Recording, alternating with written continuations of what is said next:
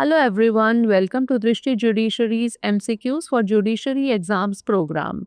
Let's begin today's episode. First question is, which chapter in BNS covers abatement, criminal conspiracy and attempt? Chapter 1, Chapter 4, Chapter 6 or Chapter 7? The correct answer is option B, Chapter 4. Recently, in the Kamruddin Dastagir Sandhi versus State of Karnataka case, the Supreme Court acquitted a man convicted under Section 306 of the Indian Penal Code 1860 for abatement to suicide after his lover took her life when he refused to marry her. Chapter 4 of Bharatiya Nyaya Sanhita 2023 provides for abatement, criminal conspiracy and attempt. Next question, what is the effect of an interlocutory order? Resolves dispute, decides final judgment, ends litigation or facilitates proceedings.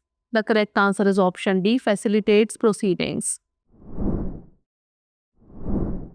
Recently, in the Ramakant Ambala Choksi versus Harish Ambala Choksi and others case, the Supreme Court has held that interlocutory orders passed by the trial court can only be vacated by the appellate court if found perverse or arbitrary and not otherwise.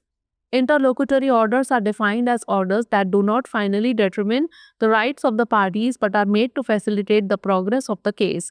These are distinct from final orders which conclude the litigation on the merits of the case. Next question, what does the civil recourse theory of tort law emphasize?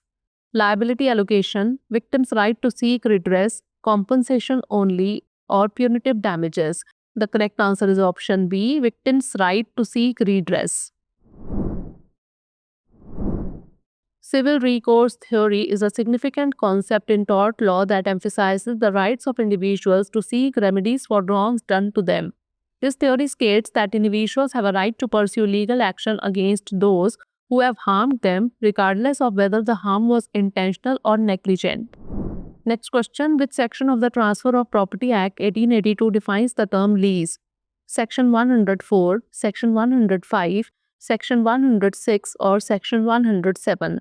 The correct answer is option B, Section 105. Section 105 of the Transfer of Property Act defines a lease of immovable property as a transfer of the right to enjoy the property for a specified time, either fixed or indefinite, in the exchange for a price which can be money, a share of crops, services, or any other valuable consideration. The transferee accepts the lease under these agreed terms with payments made periodically or at specified intervals to the transferor. Last question, what does Section 113B of Evidence Act deal with? Oral evidence, abatement of suicide, dowry death, or legitimacy of the child? The correct answer is option C, dowry death. Section 113B of the Indian Evidence Act 1872 deals with presumption as to dowry death.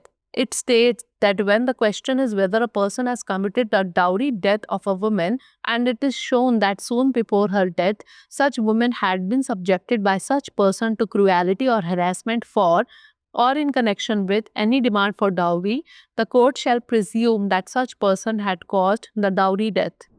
Now is the time for practice question. According to Transfer of Property Act, the term immovable property does not include land, mines, agricultural land, or growing crops.